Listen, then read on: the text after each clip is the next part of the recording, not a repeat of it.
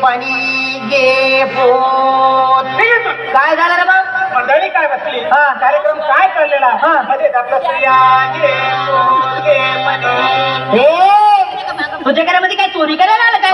काही डाकं काय आलंय? बरं. तुझ्या घरी काय चोरी करत नाही, काय डाकं टाकत नाही? हा. कोणा बाकरीचा कुडका देखील आणताय? बाकीचं कुठं का पाहिलं? इकडचे तिकडचे लोक येतात आणि आपल्या मराठी माणसाला परेशान करतात. इकडचं तिकडचं म्हणताय का मला? बघ अरे भाऊ, तुझ्याच मराठी मातीमध्ये जन्माला आलेलं छोटस संस्काराचं फुल आहे, भारूड म्हणतात मला. मारून हा. आणि हे काय भानगड आहे? भानगड? अरे माणसांनी भानगडी करू नये म्हणून संतांनी काढलेल्या प्रबोधनाच्या कारखान्याचं प्रोडक्शन म्हणजे भारूड. देणं थोडं भाकर घेतलं काही नाही. काय ना? अरे नाही द्यायचं ते देऊ नको, पण मी काय म्हणतो ते ऐकून तर घेशील की नाही? हा. कारण तू जर ऐकून घेतलं ना हसू आला भाऊ तुला? मला कसं काय अरे बोलतो? तुलाच नाही, इथं जमलेल्या सगळ्यांना बुरगुंडा होईल. बुरगुंडा म्हणजे तुला काय वाटलं? मुलं बाळ अरे भाऊ, बुरगुंडा म्हणजे लेकरं बाळा नाही. अरे बाबा, बुरगुंडा म्हणजे आमचं बासमध्ये बुरगुंडा या शब्दाचा अर्थ आहे ज्ञान.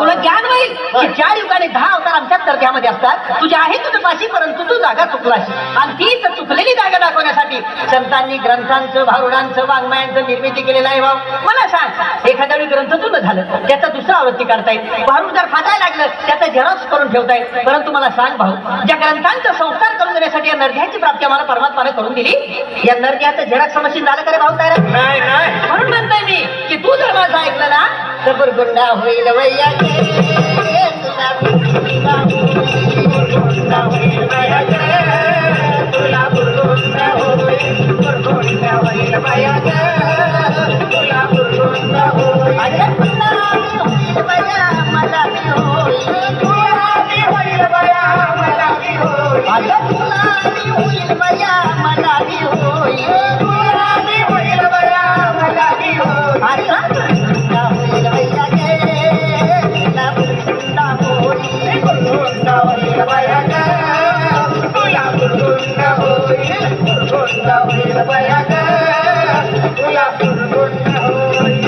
अनादी नवल झाले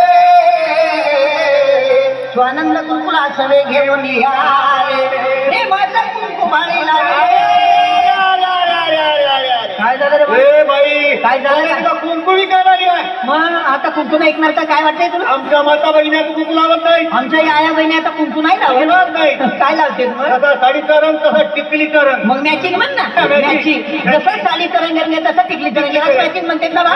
पण खरं सांग भाऊ, या वरच्या रंगांचं मॅचिंग तर कधीही करता येईल, परंतु संसारामध्ये खरं आनंद, खरं सुख भोगायचं असेल तर नेचर मॅचिंग असं असं नाही वाटत. नेचर मॅचिंग असेल तर या वरच्या रंगांना महत्व आहे. मी म्हणत नाही आहे माझं कुंकू लावून तुझं टिकली लावू नको, परंतु टिकलीच्या रूपानं सौभाग्याचं दान किती ठिकाणी वाटत फिरतं आमचं मावली. अरे भाऊ, सकाळी उठलं, बाथरूम मध्ये गेलं, बाथरूमची भिंत सौभाग्यवती भव, बाहेर आलं, आरशा पुढे बसलं, आरसा सौभाग्यवती भव.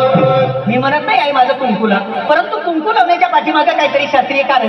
कुठं लावलं जाते कुंकू? कुंकू हे कपाळात लावलं जातं. अरे भाऊ, कपाळावरच लावलं जाते, परंतु आदमी आणि ब्रह्मरंध्राचे मधोमध्य पेट्रोलियरी ग्लँड आहे, ज्याच्यावरती कुंकू लावल्यामुळे आमच्या महिलेचं मानसिक संतुलन कायम राहतंय. कारण महिलेचा मेंदू अतिशय संवेदनाक्षम असते आणि महिला मेंदूच्या संवेदना कायम राखण्याचं रडारचं काम ते कुंकू करतंय. म्हणून म्हणता येईल कपाळावर कुंकू लाग, कारण कुंकू हे चिंचोका आणि हळदीपासून बनलेलं असतंय.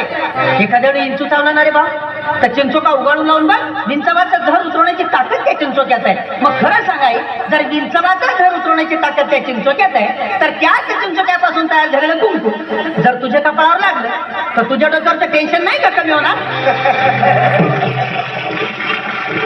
बघ आई बघ बघ, तुला कुंकू लावायचं सांगितल्याबरोबर पुरुषांनी टाळ्या वाजवायला सुरुवात केलं. पण पूर्वीच्या काळी आमच्या पुरुषांना बी शेंडी होता ना रे भाऊ. आता हाय शेंडी काय सापडत नाही. आता नाही शेंडी. शेंडी म्हणजे काय? शेंडी म्हणजे लांब. हे भाऊ, शेंडी म्हणजे लांब केस नाही. अरे बाबा, शेंडी म्हणजे माणसाच्या मेंदूरूपी टीव्ही मध्ये सद्विचारांचं प्रक्षेपण करणारा अँटिना. आता ते अँटिनाच राहिलं नाही तर कसं तरी मिक्स घुसणार नाही बाबा. आणि विशेष म्हणजे पुरुषांच्या त्या शेंडी रूपी अँटिनाद्वारे पुरुषांच्या डोक्यामध्ये फक्त एकच चॅनल चालतंय, कोणतं? ओनली मुंबई दूरदर्शन. हो. म्हणजे पुरुषाला एकच काम असते की नाही, महिनाभर ड्युटी करणे आणि महिन्याचा पगार एका तारखेला घरामध्ये आणून काय करते आता मग तिथे. पण त्या आणलेल्या पगाराचं जीवनभराचं व्यवस्थापन आमच्या याला करावं लागतं. आणि ते व्यवस्थापन करताना घराचं घरपण राखताना मला सांग आई, तुझ्या डोक्यामध्ये किती प्रकारचे चॅनल चालते? किती? लेकरांचं संगोपन आहे, मुलांचं शिक्षण आहे, मुलींचं शिक्षण आहे, सासू सासऱ्याची सेवा आहे घरामध्ये असले तर. हे सगळे चॅनल तुझ्या डोक्यामध्ये व्यवस्थितरित्या प्रक्षेपित होण्यासाठी तुझ्या डोक्यावरचा हा जो केसांचा आंबाडा आहे ना ताई, हा डिश अँटिना आहे. आता मला सांग, या डिश अँटिनेच्या काड्या जर ब्युटी पार्लर मध्ये जाऊन तू कमी केल्या तर तुझ्या मेंदुरूपी टीव्हीच्या पडद्यावर मुंग्या नाही काय ना? गुंडा होईल मैया गे, तुला गुंडा होईल मैया गे, तुला गुंडा होईल मैया गे, तुला गुंडा होईल. चार युगाची काठी बोधडी दशावतार खेळे. काय झालं? तेव्हापासून घाण वाचायचं त्या पोतडीचा. खरंच वाटतं. या पोतडीचा वास येते. अरे भाऊ, ही पोतडी नाही, अरे ही पृथ्वी आहे. हे रंगीत रंगीत तुकडे नाही, अनेक प्रकारचे देश आहेत, पण ही पृथ्वी आहे. मला बी सोडू नको समजू. हे तुम्ही आम्ही जे आहेत ना आजकालचा मानव, ते मी आहे. आणि तुमच्या प्रत्येकाच्या घरामध्ये ज्या लेकरांनी जन्म घेतला ते उद्याचं भवितव्य हे आहे. अरे बाबा, माणसाला सुरक्षित ठेवण्यासाठी पृथ्वीवर पूर्वीच्या काही डोंगर होते, नद्या होत्या, पशु होते, पक्षी होते, प्राणी होते, पण माणसानं स्वतःच्या सुखासाठी या पृथ्वीला सगळंच सगळं बर्बाद करून टाकले. ती बर्बादी म्हणजेच माणसाची बर्बादी आहे. म्हणून तुला सांगतोय, आज तुझे काय कमवतोय ना ते याच्यासाठीच ना रे बाबा. याला चांगलं राहायला घर मिळावं, याला चांगलं सुख मिळावं, याच्यासाठीच ना. पण उद्या मला सांग, तुझ्या स्वतःच्या आतताईपणामुळे जर या लेकराला उद्या शुद्ध हवा नाही मिळाली, शुद्ध पाणी नाही मिळालं, श्वास घ्यायला एक सुद्धा हवेचा कण नाही मिळाला, मला सांग वारशामध्ये तू याला काय देणार आहे? म्हणून सांगतो मी, तुला जर सुरक्षित राहायचं असेल तर पर्यावरणाचं रक्षण करण्यासाठी एक तरी झाड लाव. ऐसा शकून सांगितला, एका जनार्दनी आनंद झाला, संती जयले काळ केला, हा शकून कुरकुला पाहो, तुला गुंडा होईल मैया गे, तुला गुंडा होईल मैया गे, तुला गुंडा